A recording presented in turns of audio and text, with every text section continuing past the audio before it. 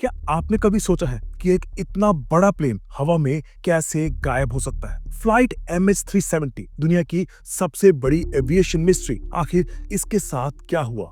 227 लोग, 10 crew members और एक बोइंग 777 ऐसा प्लेन जो दुनिया का सेफेस्ट प्लेन्स में गिना जाता है, हवा में डिसअपियर हो गया। क्या ये एक एक्सीडेंट था? क्या इसे हाईजैक किया गया या इसमें कुछ और बड़ी कॉन्स्पिरेसी है? आज हम इस मिस्ट्री का हर एंगल एक्सप्लोर करेंगे। इस वीडियो को एंड तक जरूर देखिए क्योंकि शायद आपको वो सच पता चले जो आप अब तक नहीं जानते।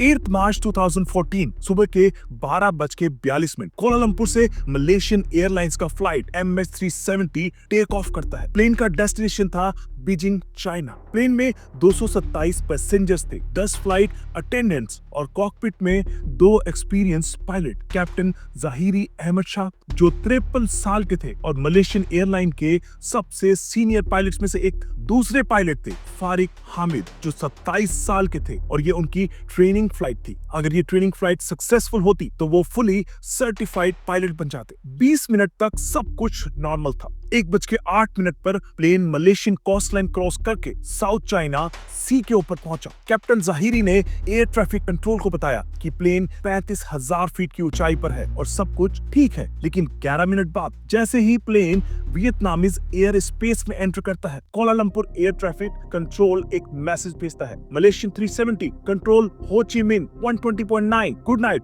जहीरी जवाब देते हैं गुड नाइट MAS 370। ये प्लेन के लास्ट रिकॉर्डेड वर्ड्स थे। उसके बाद प्लेन रडार से गायब हो गया। कोई संपर्क नहीं मिला, प्लेन से कोई सिग्नल नहीं आ रहा और 1:21 पर वियतनामीज एयर ट्रैफिक कंट्रोल ने देखा कि प्लेन रडार से डिसअपियर हो चुका है। वियतनाम के कंट्रोलर्स लगातार 18 मिनट तक प्लेन से कांटेक्ट करने की कोशिश करते हैं लेकिन कोई जवाब नहीं आता। जब कोलालंपुर को इसकी इंफॉर्मेशन मिलती है तब भी इमरजेंसी रिस्पांस इनिशिएट करने में 4 घंटे लग जाते हैं। जब तक सर्च ऑपरेशन स्टार्ट होता तब तक प्लेन को बीजिंग लैंड करना था लेकिन वो कभी बीजिंग नहीं पहुंचा। सबसे पहला सर्च ऑपरेशन साउथ चाइना सी में शुरू होता है। 7 अलग अलग देशों के 34 शिप्स और 28 एयरक्राफ्ट लगातार प्लेन को ढूंढने की कोशिश करते हैं लेकिन किसी को प्लेन का कोई भी ट्रेस नहीं मिलता। 4 दिन बाद 12 मार्च 2014 को एक शॉकिंग एविडेंस मिलता है। एक मिलिट्री रडार की रिपोर्ट के मुताबिक सिविलियन रडार से गायब होने के बाद भी प्लेन का एक सिग्नल डिटेक्ट किया गया था लेकिन प्लेन साउथ चाइना सी के ऊपर नहीं था बल्कि ये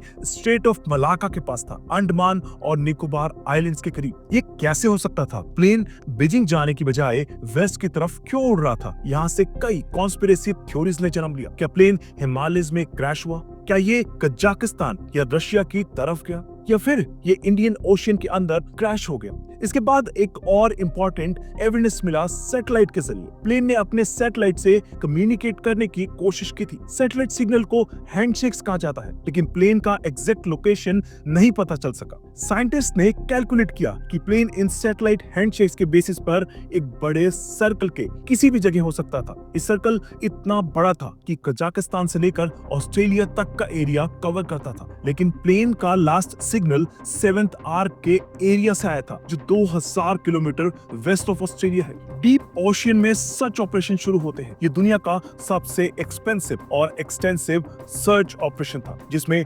$160 मिलियन खर्च किया गया। वीक्स, मंथ्स और फिर सालों तक प्लेन ढूंढा गया लेकिन कुछ नहीं मिला। 2015 में पहली बार रीयूनियन आइलैंड के पास प्लेन का एक फ्लैट प्रिंट डेब्रिस मिला। ड्रिफ्ट एनालिसिस के बेस पर साइंटिस्ट ने कंफर्म किया कि डेब्रिस ओशियन करंट्स की वजह से वहां पहुंचा लेकिन प्लेन का मेन रैकेज अब तक नहीं मिल सका था। दोस्तों, थ्योरीज की कमी नहीं थी। पहला शक था कि कैप्टन जहीरी शाह ने खुद प्लेन को इंटेंशनली क्रैश किया होगा। क्या वो मेंटली अनस्टेबल थे? क्या उन्होंने सुसाइड की कोशिश की थी? कुछ रिपोर्ट्स में ये भी आया कि उनके घर में एक फ्लाइट सिमुलेटर था जिसमें उन्होंने वही रूट सिमुलेट किया था जो प्लेन का एक्चुअल रूट था। लेकिन काउंटर आर्गुमेंट्स ये कहते हैं कि कैप्टन जहीरी एक एक्सपीरियंस्ड और हाईली रिस्पेक्टेड पायलट थे। ना उनका फाइनेंशियल प्रॉब्लम था, ना उनका कोई पर्सनल इशू। उन्होंने अपने करियर में कभी कोई गलती नहीं की थी। दूसरा डाउट था हाईजैकिंग का। प्लेन में 2 पैसेंजर्स फेक पासपोर्ट के साथ ट्रैवल कर रहे थे। एक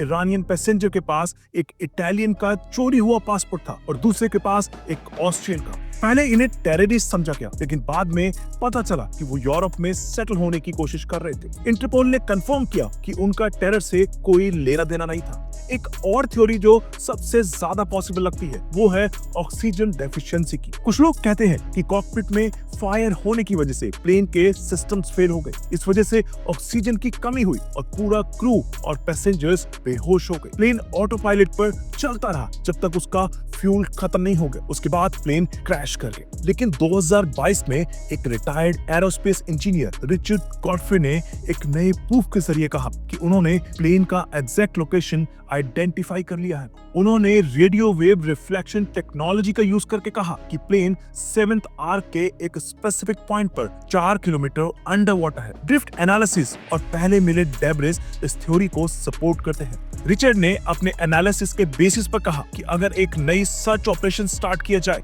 तो प्लेन 40 नॉटिकल माइल्स के एरिया में मिल सकता है। ये एरिया पहले के कंपैरिजन में काफी छोटा है और डिटेल्ड सर्च के जरिए प्लेन का रैकेज मिलने की संभावना है। लेकिन दोस्तों, रिचर्ड की थ्योरी को कुछ लोग क्रिटिसाइज भी करते हैं। कई लोग कहते हैं कि उनकी रेडियो वेव रिफ्लेक्शन मेथोडोलॉजी उतनी रिलायबल नहीं है। फिर भी ये अब तक की सबसे प्रॉमिसिंग लीड है। अगर एक और सर्च ऑपरेशन होता है तो शायद ये मिस्ट्री सॉल्व हो जाए। सोचने की बात यह है कि इतनी बड़ी मिस्ट्री, इतनी एडवांस टेक्नोलॉजी होने के बावजूद आज तक सॉल्व क्यों नहीं हुई? क्या इस प्लेन के साथ कुछ ऐसा हुआ जो हम कभी समझ नहीं पाएंगे, या क्या ये सिर्फ वक्त की बात है कि प्लेन का रैकेज मिल जाए और मिस्ट्री का अंत हो? आपका क्या ओपिनियन है? क्या रिचर्ड गॉडफ्रे की एनालिसिस सही है? क्या आपको लगता है कि MH370 का रैकेज अब मिल सकता है? अपने विचार हमें कमेंट्स में जरूर बताएं। अगर आपको ये वीडियो पसंद आई हो तो लाइक करें और अपने दोस्तों के साथ शेयर करें। और हाँ, ऐसे ही इंटरेस्टिंग और मिस्टीरियस फैक्ट्स के लिए हमारे चैनल को सब्सक्राइब करना न भूलें। धन्यवाद।